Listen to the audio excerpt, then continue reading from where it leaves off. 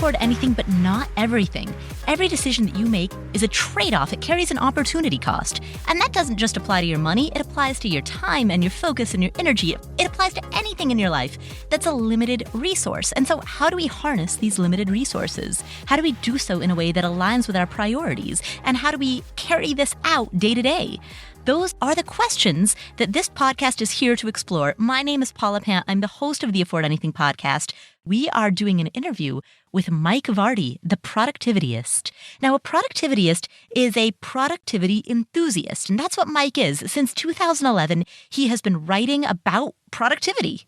And in our upcoming conversation, we're going to discuss everything from morning routines to deciding whether or not to quit a project, knowing what to say yes to and what to say no to. We're going to discuss efficiency versus effectiveness.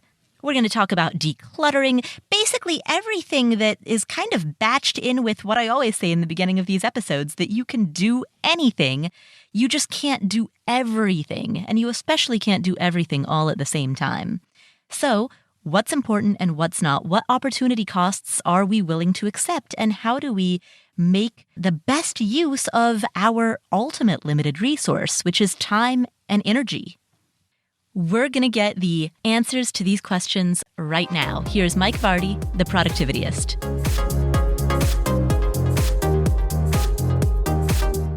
Hey, Mike. Hey, Paula, how you doing? Great. How are you? I'm doing really, really well. I'm just, it's my deep work day as we're recording this. It's a real pleasure. And I just have been kind of focusing on reading and writing today. Nice. And deep work, that concept comes from Cal Newport. I know he's a friend of yours. He's been a previous guest on this podcast. Yep. It's one of those things where people who are familiar with my work, I theme my days. So Friday, the theme is to focus on deep work. And what's interesting is it's evolved to not just the deep writing or deep creative work, but also deep relationships. Like I will take Friday mornings and go have coffee with people that I either really want to have engaging conversations with, or just catching up with friends, having those deep, meaningful conversations where we just, instead of just passing by and using social and liking stuff, we actually end up getting together and having really good coffee, or later in the day, maybe beer. But deep work for me is more than just that idea of focusing on my core material. It's about depth across the board. So deep work almost has this connotation of lingering a little bit. Yeah, I would say lingering. And I mean, I need to know if I'm having it that day that I will wake up in the morning. Because when I wake up in the morning, I don't say, what am I going to do today? I wake up in the morning and I say, well, what day is it? Oh, it's Friday. What's Friday mean? Friday is deep work day. Okay, what deep work am I going to do today? And then what that allows me to do is I can look at my to-do list wherever it may be, and doesn't matter what app you use or whatever, paper plan or whatever. I can say, oh, well, here are all the things I've categorized as deep work. Some of it is, like you said, some of it is going to be stuff that lingers, like stuff that's going to be something that I want to continue and make continual progress on. And for me, that's really important, is when I have those questions in the morning, what am I going to do today? My theme days, and any time I theme it, it has to have an ability to work both personally and professionally, because if it's just professionally, then that's really not work-life harmony. And if it's just personally, then, it's also not work-life harmony. So for me, having those themed time periods are really, really helpful. And it helps me create boundaries. Like I said, you were the only person that I'm having a quote meeting with today. I normally don't have meetings on Fridays. So if a coaching client wants to book time with me, they can't book time with me on a Friday. And they know this. So I think that for me, it allows me to do that work that is fruitful, whether it's deep work on a Friday or audio work on a Wednesday or optimization type stuff on a Monday. I have these clear paths and I have funneled focus so that I can make all of these moments matter every single day. Yeah, I took a look at you've got this page, mikevardy.com/now, where you outline what you do each day. And as you said, Monday is your optimization day, and Tuesday is video day, and Wednesday is audio day. I like that concept of theming each day of the week and deciding what tasks fit under those categories. And if you don't finish all of your video stuff on Tuesday, well, then it gets pushed to the following Tuesday. Right. How do you do this, however, when travel and other types of things like that interrupt it? Like you and I, off camera before this interview, we were chatting about all of these conferences that we both go to. There's a lot of travel that happens midweek that throws everything off. If it only happened every once in a while, that's one thing. But you and I both travel enough that the irregular is regular. The abnormal is normal. So how do you handle that? So number one, you have to have those theme days. The categories have to be broad enough that things can fit in them that you might not necessarily at first blush think would fit in them. So for example, if Tuesday's my video day and I'm in San Antonio, which I was just, not too long before this interview, what video am I going to do? Well, I don't have my regular good camera with me because I'm on vacation and I don't have my studio because I'm staying at someone else's place. So what video tasks can I do? Well, writing video scripts is something I could do on my video day. Learning more about TubeBuddy would be something I could do on my video day. So I think it's important that if you're going to theme your time, whether you theme 7 days of the week, 1 day of the week, just to see if you can get that going. I'm a real big believer in personalizing your process, not throwing it all in at once, but taking steps so that you can have marginal gains, not just I'm going to try all 7 days at once, and then it doesn't work for 1 day of the week and you decide to throw the baby out with the bathwater because, it didn't work for this Friday, so there's no way it could work for subsequent Fridays, or I can't get this to work on a Monday. How could I get it to work any other of the 6 days of the week? So for example, when I'm traveling and I'm doing audio work, I won't necessarily do interviews. Instead, I will plan podcast things. I will do little mini audio episodes that I give to my members, things like that. So I think it's important when you theme your time, whether you're doing it by day or whether you're doing what I call horizontal theming, which is, from 9 to 2, Monday through like on a Monday through Friday, maybe you're going to focus on creative work or whatever. It's important to have those categories be broad enough that enough stuff can fit in them so that you generally, oddly enough, don't run out of things to do, but also that it gives you enough focus to say, oh, well, this is a video task, but writing a script could also be a deep work task. So now I have a couple of options. And the other thing that people often say when we talk about theming their time is, what if you don't get the video work done that you need to get done on Tuesday? What if you run out of time? What if a meeting comes up? What if something? And I like to call those abstractions. Because some people say, oh, what if you get distracted? Like distractions, you can mitigate distractions over time. You can, if you know that there's a meeting every Tuesday, then you're probably not going to make that your deep work day because you have to go to a meeting every Tuesday. But if something pops up and you're like, oh, I didn't get all the video I needed to get done on this day, then you may not be able to put all the video tasks on to the next Tuesday, but you certainly won't move every single one of them to tomorrow or the next tomorrow. You'll prioritize, and that's what I do. So if I didn't get all of the video work done that I want to get done on a Tuesday, done that Tuesday, there may be 2 of them that I move to Friday, or I might do them the next day. But those are the exceptions to the rule. I mean, once you have boundaries, then you can explore how to bend them as needed, but you have to have them in place in the first place. So yeah, travel makes it tough, and there's an irregularity to my schedule, just like there's an irregularity to yours, and lots of people out there, you listening right now, definitely would have that. But I think that once you have those parameters that are personal in place, and you could say, you know what, I qualify a video task as not just picking up a camera and shooting, but I also qualified as learning about Instagram video, or, writing a script, or updating, maybe editing, because you can edit on the go too, right? So there's lots of different things you can do to make this work. You just have to be willing to put in the time and energy and attention to make that happen. Okay. So something like choosing a theme for each day and having 5 themes for the 5 days of the week, or 7 themes for the 7 days of the week. That's a tactic, right? Yep. Zooming out and looking more broadly, more strategically, how do you decide what to work on and what not to? How do you decide what is, in the bigger picture, worth your energy and time or not? Oddly enough, theming still comes into play there because I do what I call monthly themes as well. My monthly theme, I have a professional monthly theme and a personal monthly theme. So let's say I start my year in September. So October is traditionally a month where I'm doing probably it'll be a specific project that I might have listed there for October. So that would be a professional one, and maybe for a personal one, maybe we're talking about building a new bedroom upstairs so that we can continue to Airbnb our basement. So that might be the project for October. And again, I'm paraphrasing here.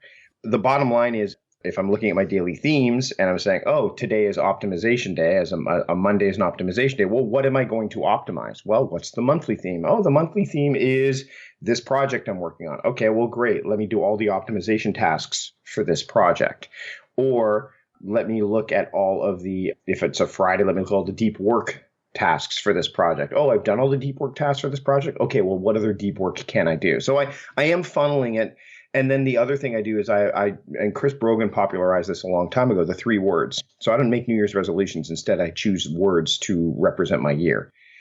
Those words help me decide what projects and what things I'm going to take on at various times of the year, or whether I'm going to take them on at all.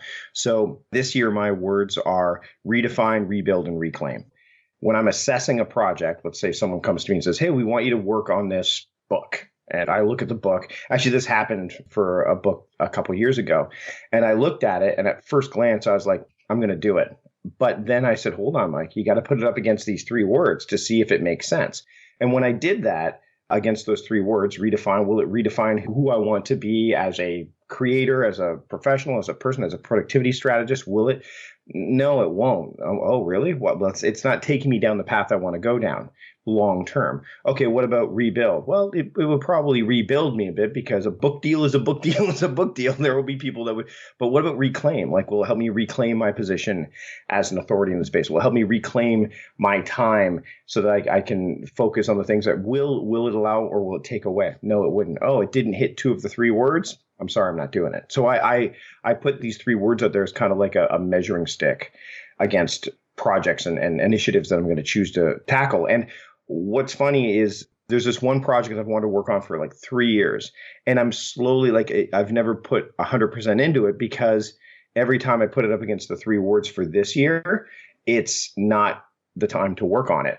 But because I know it's something I might want to do down the road, I don't throw it out. I keep it incubating in Asana as a project that's just sitting there. But I already know that I've kind of assessed its value in the current day and age, and it's not something that is going to be moved forward with right now. But I don't want to lose sight of it either. So I think capturing is really important too, because then you can make educated decisions and make proper assessments, as opposed to having an idea and just saying, oh, well, I'll write it down later, or I'll look at it later. You have to have a place where you can look at it later so you can assess it continuously.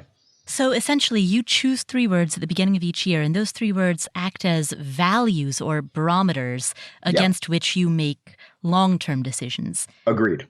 Yep. And then once you make those long-term decisions, then daily theming is the way that you execute those long-term decisions over the course of that year. Right. And every month has a theme too. So, I know that August will always, and this is what happens, I think, over time, when you do something like this, you put these tactics and these strategies in place. Like every August, I will tell you that is my planning month, because I start my year in September. So it has just naturally been a month where I plan. And that's the other thing, is that monthly themes, it doesn't mean I only focus on those things during the month. It's just they are my emphasis. They are my compass. If I get stuck or I feel like I've lost my way, I have an anchor there. And that monthly theme, both personally and professionally, are anchors so that I know what to look at and say, oh, it's October. October is I'm going to be working on this project, and we're going to look at home improvement stuff. And that's what we do. So almost what I hear is like a tier of values, where when you choose 3 words for the year, you're choosing your values for the year. And that's the yardstick, that's the barometer against which everything will be measured at the 30,000 foot level. And then when you choose your word for the month, your theme for the month, you're choosing that value at the, say, 10,000 foot level.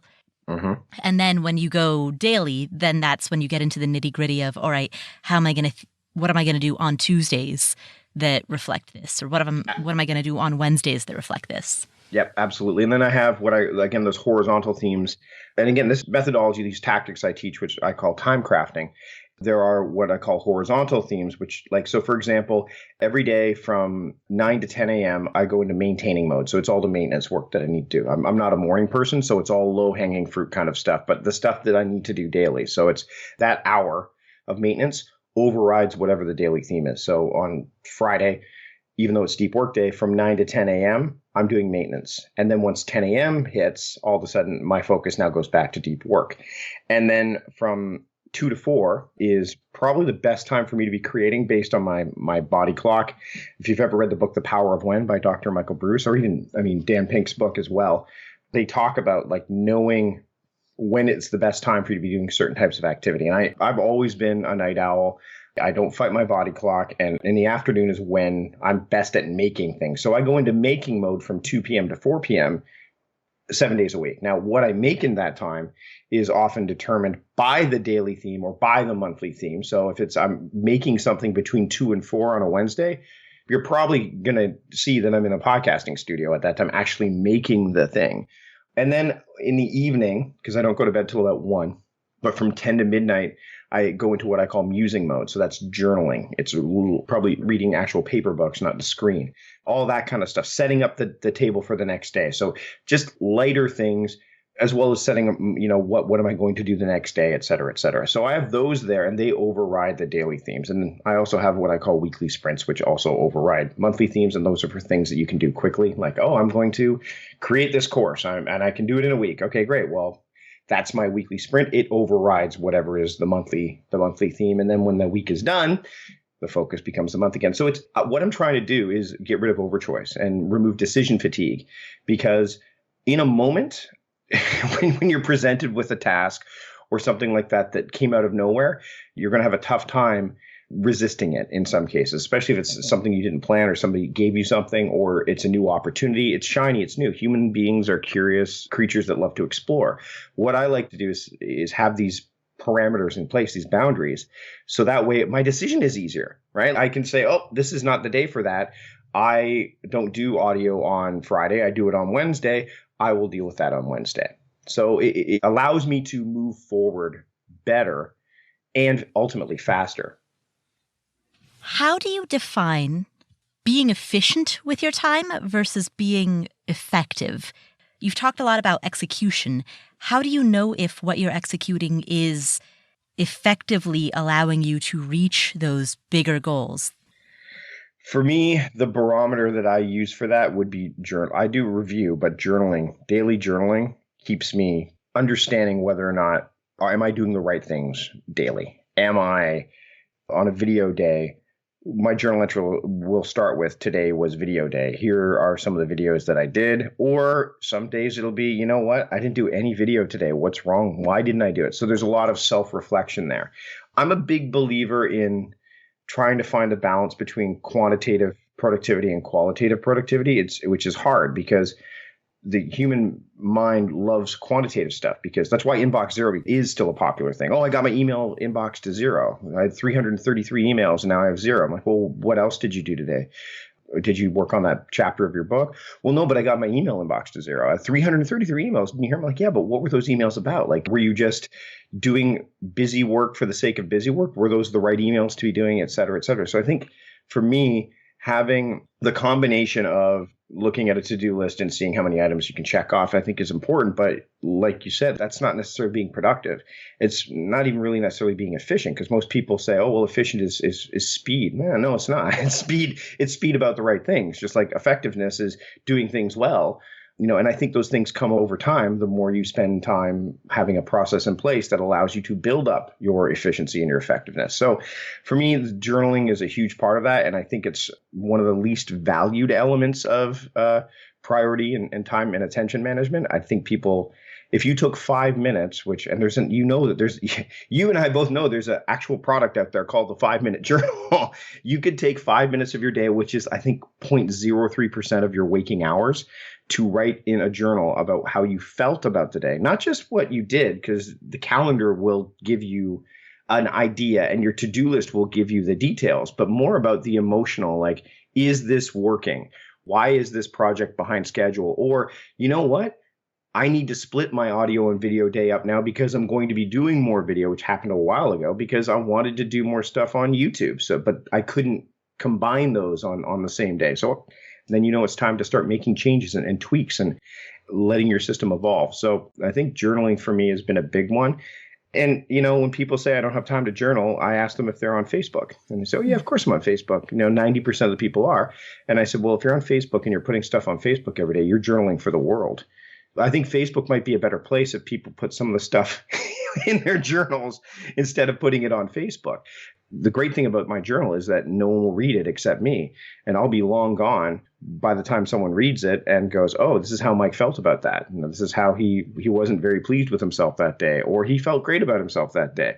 So I think that that's something that people should really consider, which is a bit unconventional, but I think it's incredibly important. Tell me about your morning routine. Do you have a specific morning routine? Yep. I'm a big believer in routines because I think that, they're basically the bookends for your day, right? Honestly, my evening routine is more important than my morning routine, basically because I suck at mornings. So I have to set myself up the night before. So they bleed into each other quite nicely. When I get up in the morning, the first thing I do is I go to the restroom and drink a bottle of water that's been left out. Wait, is the bottle of water in the restroom? Yeah. I leave it in the restroom. Yeah. Oh, wow. Huh. Yeah, I just have it there. Because then what happens is I just take it out of the fridge the night before, put it on the countertop, and it's sealed, and I just drink it.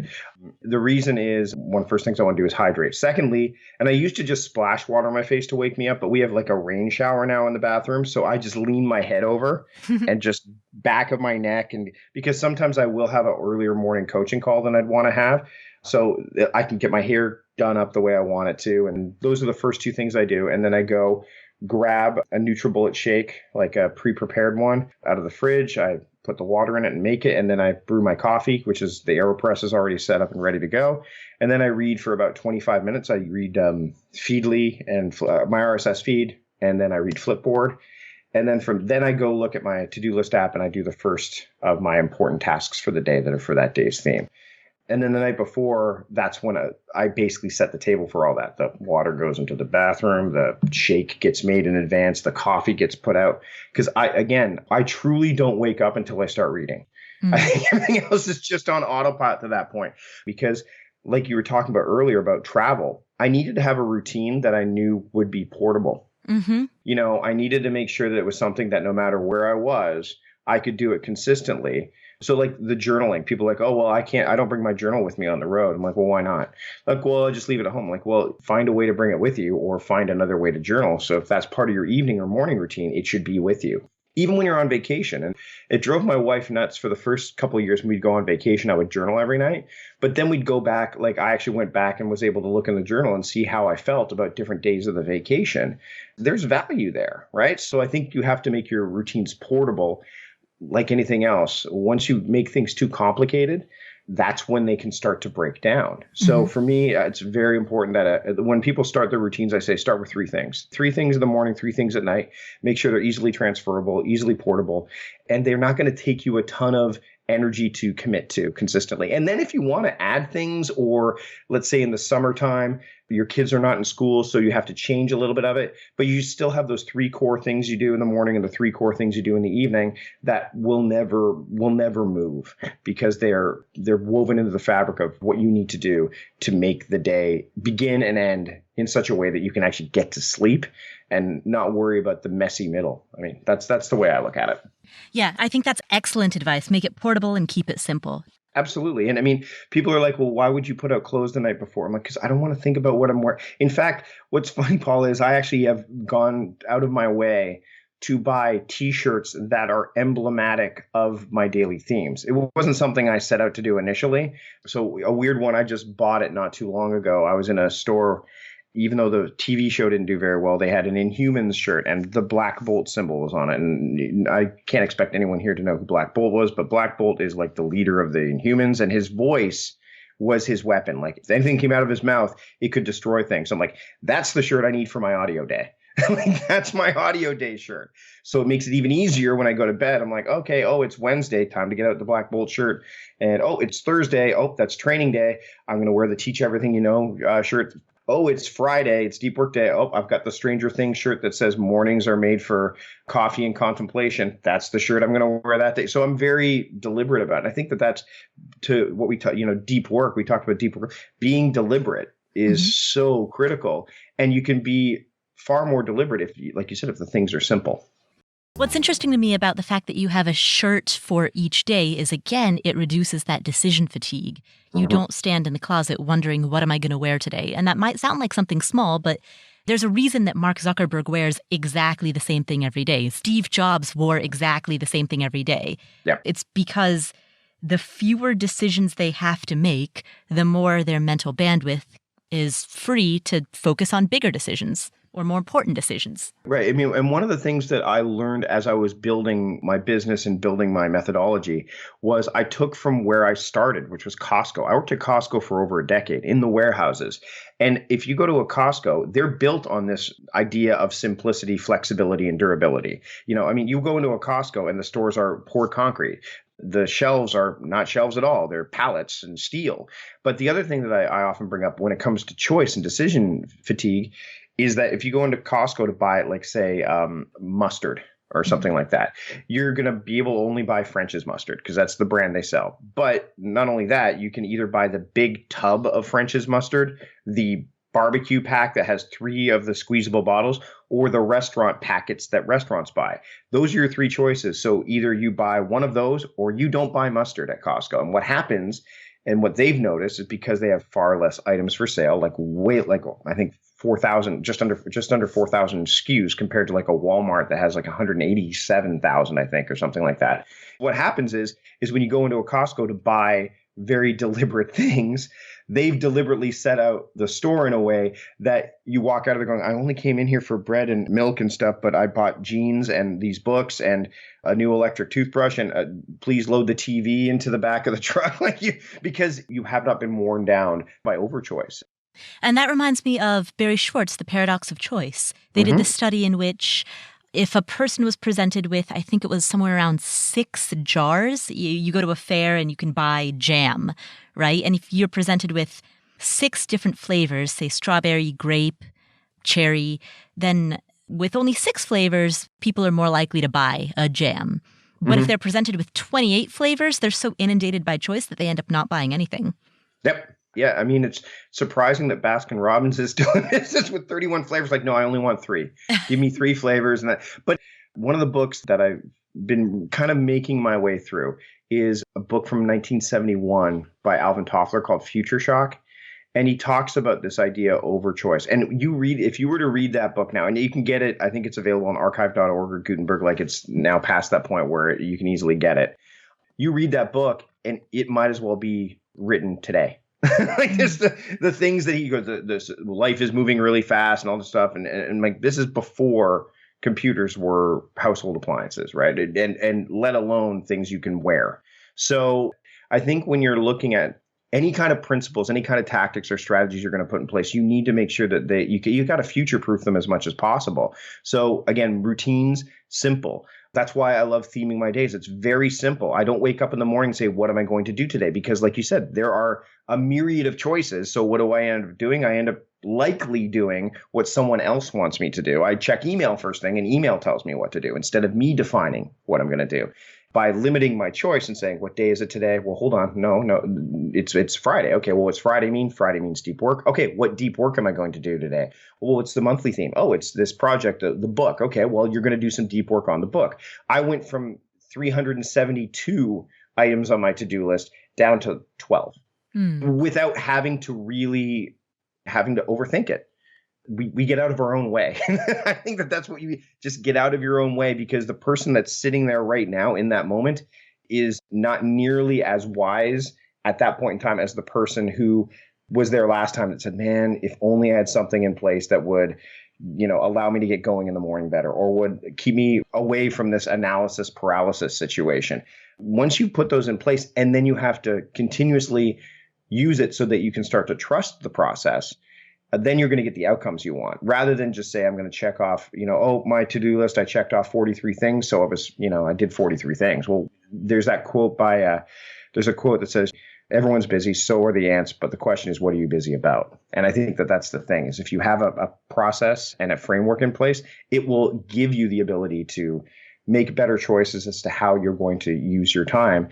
And oddly enough, frameworks, they foster freedom. If you put those in place, you can afford to be more spontaneous. You can afford to say, you know what, on Fridays, I'm not going to have meetings because I don't want to. And I've got a framework that supports that. And so oddly enough, you have the freedom, which sounds counterintuitive, but we all know that constraints help.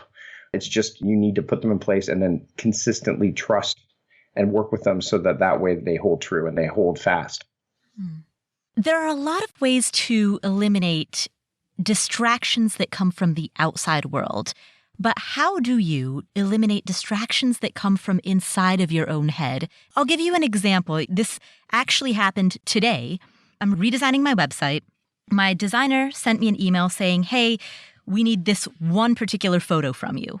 I probably could have dug this up within less than 5 minutes. But in the course of searching for that photo, I then started looking through all of my other photos and started reminiscing about this trip that I took. And I don't even know how much time passed by, probably an hour. I mean, I went deep into the reminiscing. It was very pleasant, but it was this complete self-imposed distraction. Right. I come across this a lot, and I think you will always have this happen. It's what happens when you go down this path of distraction to the point where it becomes a diversion. I would say that those are definitely more distractions than, say, a disruption. And I talk about this a lot. I talk about distraction and disruptions can lead to diversion. So you have to have something that can stop that before they become too diversionary. I think for me, the big thing is if that was to happen to me, and I need this photo, I would say, okay. And then as soon as I found the photo, but I felt myself, and this is about being aware and oddly enough, slowing down, is to say, oh, I look at all these photos and man, I really love these photos. I would stop myself and go, okay, I do want to take a look at these photos. I'm going to capture that. So put that down because your brain at that point in time is going, oh, these photos, I really want to look at them. Let's just do it. And the reason part of your brain's going, not right now. This is not the time to do it, but I definitely do want to get back to this. So I would capture it. And then for me, so in that situation, if it was something that was family oriented, let's say it was photos of me and the family, I would then say, I'll go and look at all the photos and maybe organize them if that's what I wanted to do. So then I have a choice. Well, I'll do that on my family day, which is Saturday, or maybe I'll do that on Monday. I think that having that tactic in place allows me to at least know I can get out of it. Now, that doesn't mean that you do. So I'm not going to say, every time something like that happens, you need to stop it because that we're human beings.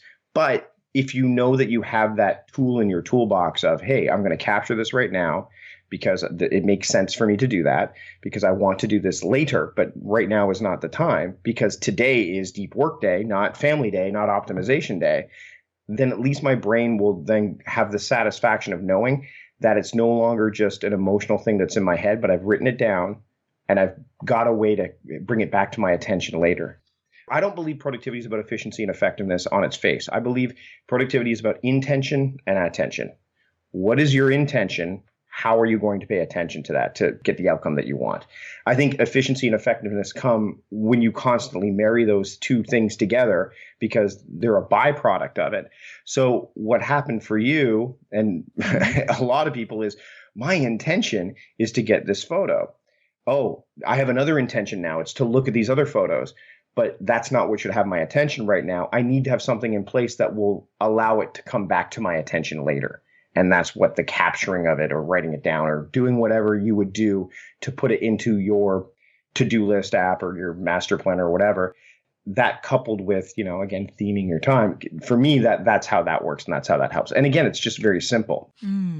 That makes sense. I use Wunderlist, so I could have gone into Wunderlist and then I have a category in there that's personal. So then I could have made a note within that personal category of, hey, come back and go through these photos. Just look at them. Just enjoy them. When I'm working with clients, I kind of do that a little bit because when we talk about theming time, they don't think it can be done. And then I do a pattern break and tell them you're probably already doing it for housework. So you've probably got a household day. Therefore, it's something that you could already be doing. But there's other things. Like I say, when do you normally think about putting up Christmas lights? And most people say, oh, when I see them come on sale on Amazon, or I'm driving through the neighborhood and I see somebody put their Christmas lights up. I only have to think about it once. The first time that I thought about Christmas lights, I put it in my app. I use Todoist for my personal stuff. And I have a recurring task every November 25th to decide when I want to put up Christmas lights. It's not put up Christmas lights because I might not be able to do it that day. But that task in and of itself tells me, hey, I never have to think about Christmas lights again. I trust that Todoist will tell me when I told it to tell me that, hey, let's put up Christmas lights. Let's Let's water the plants. Let's do. And most people say, why do you need to put that in there? Like, what's the point? And I said, because your mind was meant to be a factory and not a warehouse. And the more you stock it with the little crappy things, and I say crappy in that they just take up space that they don't need to be taking up. Instead, if you say, hey, you know what, taking out the garbage. I mean, most people put that stuff on the calendar. And as someone who followed GTD for a long time, getting things done, I'm the type of person that says, why would I put taking out garbage on a calendar? I don't have a date with garbage. That's a task. So I'll put it in my to-do list for the night before to take out the garbage.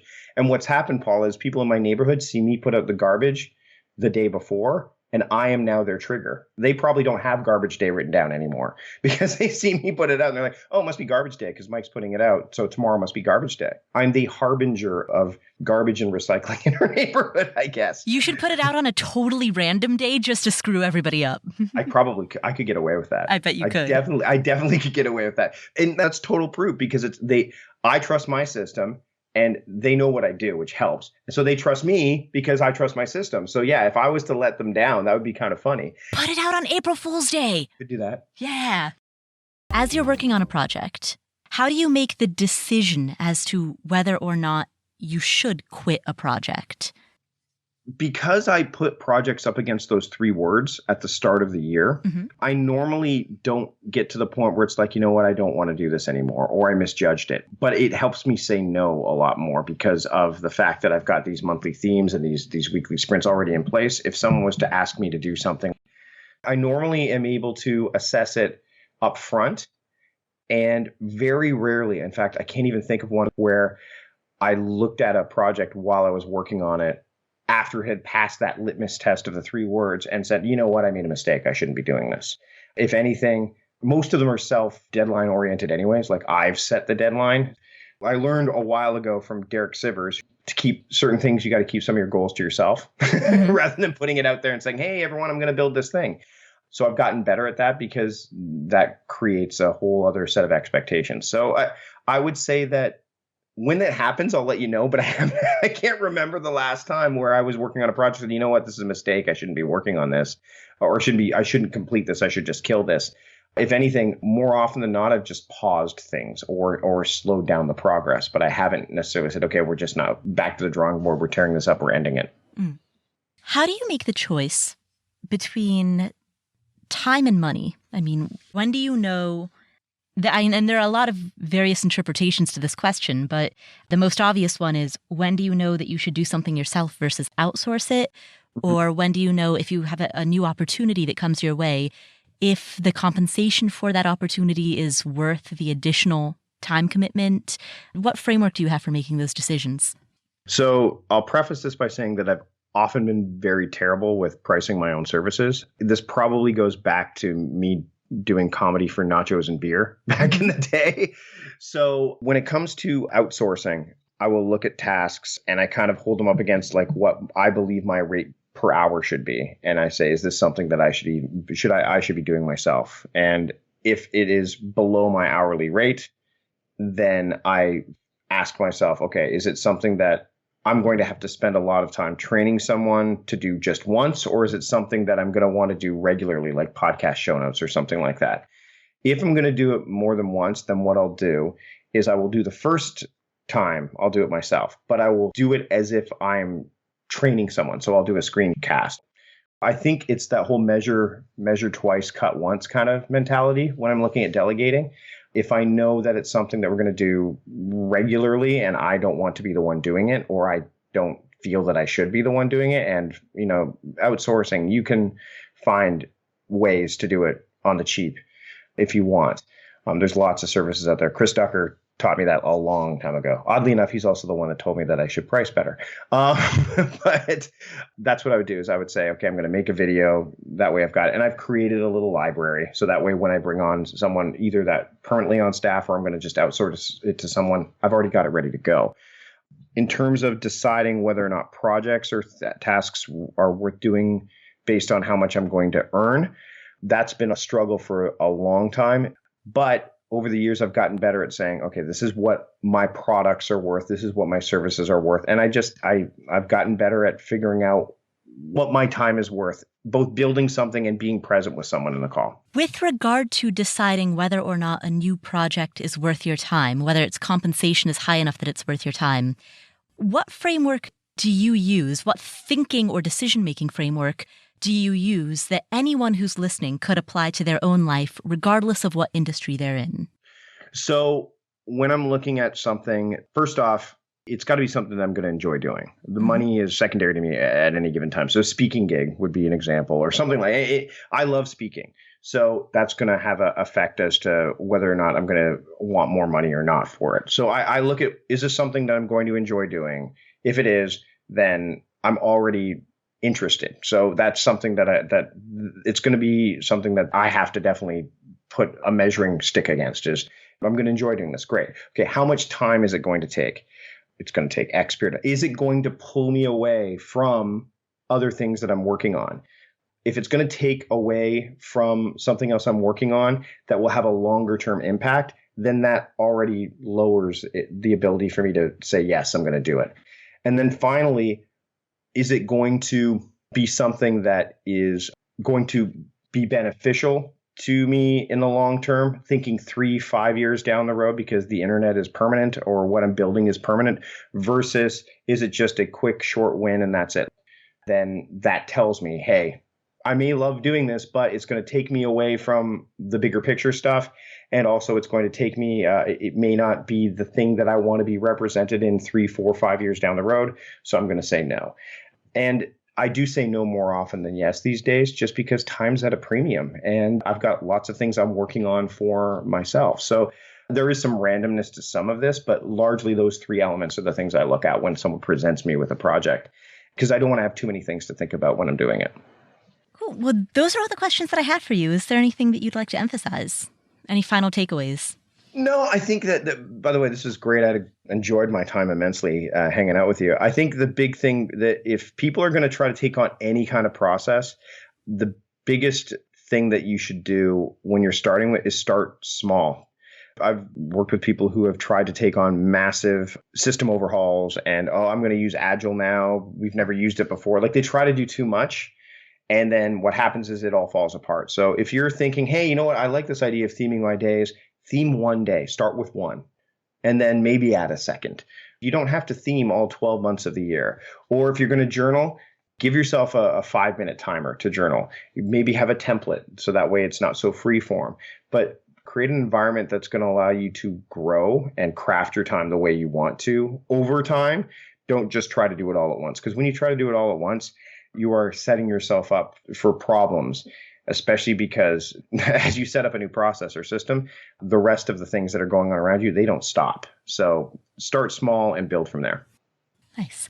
Well, thank you so much. Where can people find you if they'd like to learn more? You can find me at productivityist.com. That's the word productivity and then ist at the end.com, or at mikevardy.com. Everything is kind of there. And then it's social media, the Productivityist or Mike Vardy, all over the place.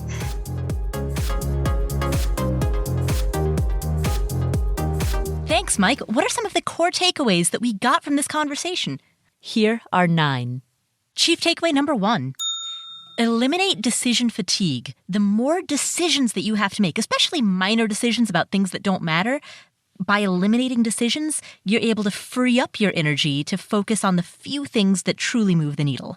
What I'm trying to do is get rid of overchoice and remove decision fatigue, because in a moment, when you're presented with a task or something like that came out of nowhere, you're going to have a tough time resisting it in some cases, especially if it's something you didn't plan or somebody gave you something or it's a new opportunity. It's shiny, it's new. Human beings are curious creatures that love to explore. What I like to do is have these parameters in place, these boundaries, so that way my decision is easier. The purpose of structuring your time, it isn't just so that you can maximize your hours, it's also so that you can minimize the amount of stuff that your brain has to do. It's so that you can minimize the amount of just making endless decisions. Do you ever go out to a restaurant with a friend and you have that like, where do you want to eat? I don't know. Where do you want to eat? Well, I don't know. And it takes so long and it's so energy draining. And sometimes it's just better if you have a friend who says, all right, you know what? Our options are A, B, or C. Pick one. You don't have to go through an endless array of options, and you don't have to feel the weariness that comes from decision fatigue. And that is, in a sense, the reason that a person would plan their days and weeks and months with the level of detail that Mike does. The point of a structure like that isn't because it's best to do audio on a Tuesday. The point of a structure like that is to just eliminate thinking about what you're going to do that day. And so that's core takeaway number 1. Design your life and design your days in ways that eliminate the amount of small decisions you need to make. Core takeaway number 2. It's not about doing the most things, it's about doing the right things. That's why inbox zero is still a popular thing. Oh, I got my email inbox to zero. I had 333 emails and now I have zero. I'm like, well, what else did you do today? Did you work on that chapter of your book? Well, no, but I got my email inbox to zero. I had 333 emails. And you hear me like, yeah, but what were those emails about? Like, were you just doing busy work for the sake of busy work? Were those the right emails to be doing, et cetera, et cetera? So I think for me, having the combination of looking at a to-do list and seeing how many items you can check off, I think is important. But like you said, that's not necessarily being productive. It's not even really necessarily being efficient, because most people say, oh, well, efficient is speed. No, it's not. It's speed about the right things. There is a famous quote by Steve Jobs in which he says that he is as proud of the things that he hasn't done as he is of the things he's done.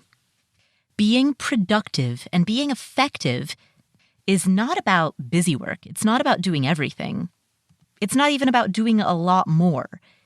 Less is more. And sometimes the way to be productive, the way to be effective, is to be choosier about the few things that you do. Do fewer things, but do those few things well. Core takeaway number 3. In order to decide what's worth your time and energy and what's not, try journaling. When people say I don't have time to journal, I ask them if they're on Facebook. And they say, oh, yeah, of course I'm on Facebook. And I said, well, if you're on Facebook and you're putting stuff on Facebook every day, you're journaling for the world. I think Facebook might be a better place if people put some of the stuff in their journals instead of putting it on Facebook. I said, so you do have time. This is unique because it's a key takeaway that's also a tactic. I don't often include actionable tactics within these key takeaways. I like to focus them on higher level concepts. But journaling is a tactic that I think can get you to a space in which you're able to think broadly about high-level concepts in your own life. Journaling is essentially the physical act of reflecting. Writing is a physical manifestation of thinking. And so by giving yourself a practice of journaling just for 5 minutes a day, you are actually engaging in the process of thinking, the practice of thinking.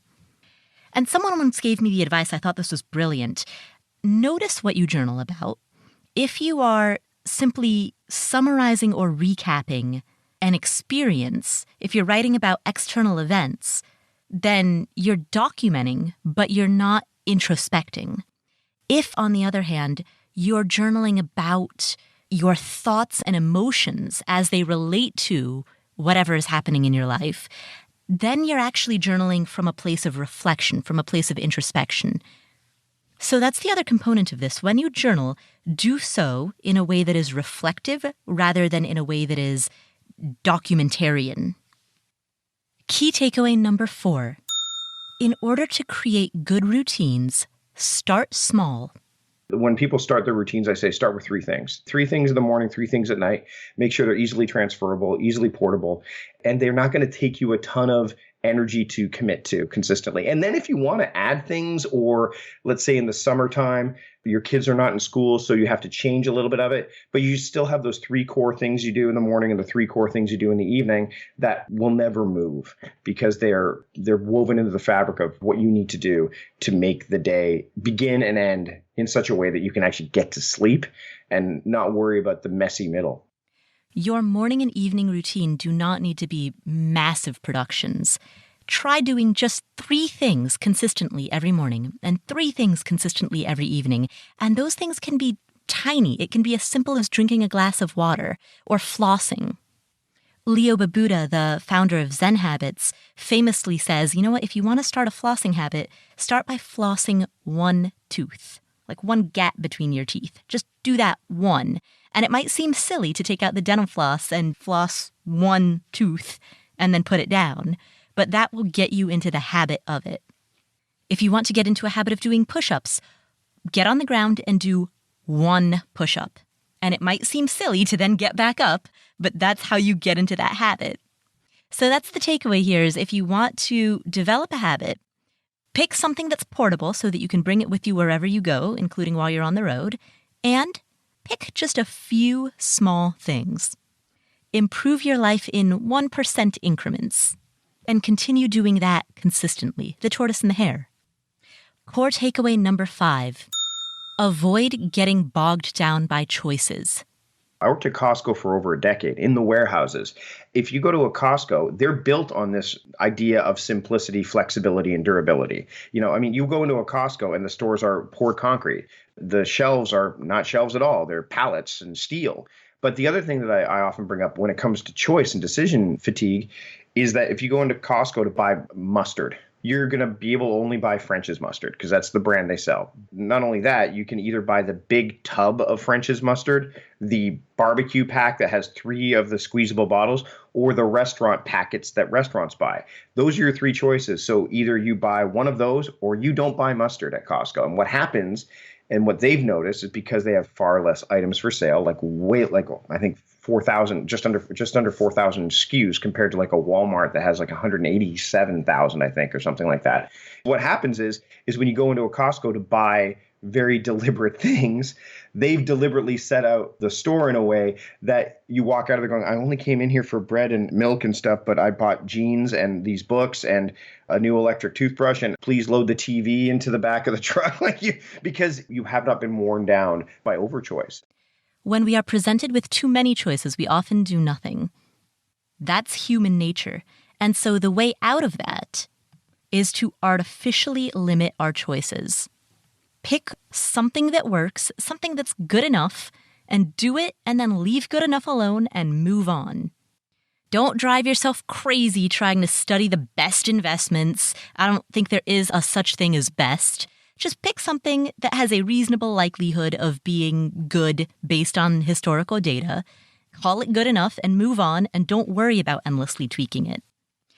There is this practice, particularly among frugality enthusiasts, there's this practice of constant optimizing, over-optimizing, where the ethos is, all right, how can we keep tweaking it and keep tweaking and keep tweaking and make this even better and better, and which, in the frugality world is cheaper and cheaper. Man, at a certain point, you just gotta stop. Leave good enough alone and move on. There's a great quote by Tim Ferriss where he says, get in the habit of letting small bad things happen so that you can leave space for the few big things.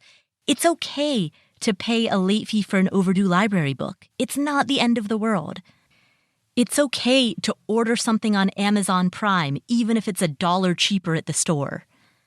Because the time and energy and decision fatigue that you save by just going to Amazon Prime and placing that order, rather than shopping around at 4 different places, that is valuable. That's worth something. So eliminate your choices, pick a couple of options that are good enough, and just go with it.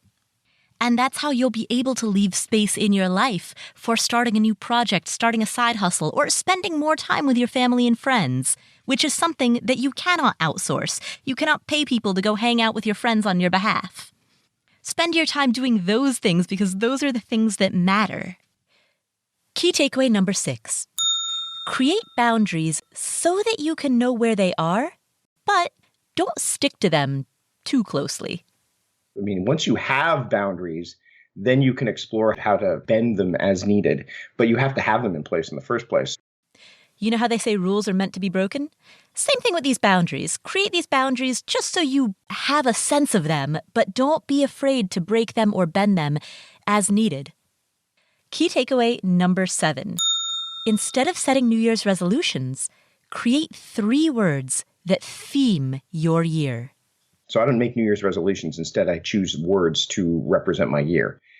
Those words help me decide what projects and what things I'm going to take on at various times of the year, or whether I'm going to take them on at all. By virtue of creating 3 words that will be the dominant theme of the year, fundamentally what you're doing is you are participating in an exercise around identifying your values for the year. A New Year's resolution is often a very specific goal, but a word that is the theme of your year is a value, a direction, a guidepost. And you can use that as a barometer for any choice that you make throughout the year. So that is key takeaway number 7. Rather than setting New Year's resolutions, or maybe in addition to setting New Year's resolutions, whichever you prefer, also choose a few words that'll be your theme for the year, because those are your values that you want to move deeper into throughout the year. Key takeaway number 8. The tactics that he outlined are really meant to be a compass. And that's the other thing, is that monthly themes, it doesn't mean I only focus on those things during the month. It's just they are my emphasis. They are my compass. If I get stuck or I feel like I've lost my way, I have an anchor there. The purpose of monthly themes, or even daily themes, is not tactical task management. It's strategic decision-making. And one idea that kept arising over and over throughout our interview is that all of these productivity and time management tactics that he was talking about, those were really only tactics at the surface level, but what was going on underneath them, the why behind the what, is that all of these are tools that facilitate strategic decision-making. And that leads perfectly to our 9th and final takeaway. Productivity is not about getting things done. It's about aligning your attention with your intentions. I don't believe productivity is about efficiency and effectiveness on its face. I believe productivity is about intention and attention. What is your intention? How are you going to pay attention to that to get the outcome that you want? I think efficiency and effectiveness come when you constantly marry those two things together, because they're a byproduct of it. Productivity is not about time management or task management. It's about making sure that your energy and effort align with your values and your priorities. Those are 9 takeaways from this conversation. Now, I want to say a huge thank you to everybody who left us a rating or a review in iTunes or in your other favorite podcast player. And I want to give a shout out to this awesome one right here. The title is 27,000 Total Pay Bump in 15 Months. And it says, "Just want to thank you for empowering me to go for what I'm worth. Last year, I received a $12,000 pay bump. I received that raise because my previous employer caught wind that I was looking, and I have since left that employer and got the same pay with my current employer. Then last month, I received a $15,000 bump with my current employer due to a promotion after being with the company for 13 months. Now, the great news I received from my internal customers even means more now with the pay bumps. So I migrated to the U.S. 13 years ago with $100 in my pocket. And now I'm making $80,000. I'm still in disbelief. I feel so blessed. Please know that this money is going to good use. I bought my mom a duplex that's going to get paid off next year. And then after that, I would like to start getting rental properties. Thank you again so much for all you do." Wow, that's incredible. Huge congratulations to this person who left this review. And the congratulations goes to you. You did this. This is your achievement. Huge, huge, huge congratulations to you. And thank you for sharing that with me and with this whole community here. If you enjoyed this show, please leave us a review in whatever app you use to listen to podcasts. And while you're there, hit that subscribe button so that you don't miss any future shows. Thank you so much for tuning in. My name is Paula Pant. I'm the host of the Afford Anything podcast. I'll catch you next week.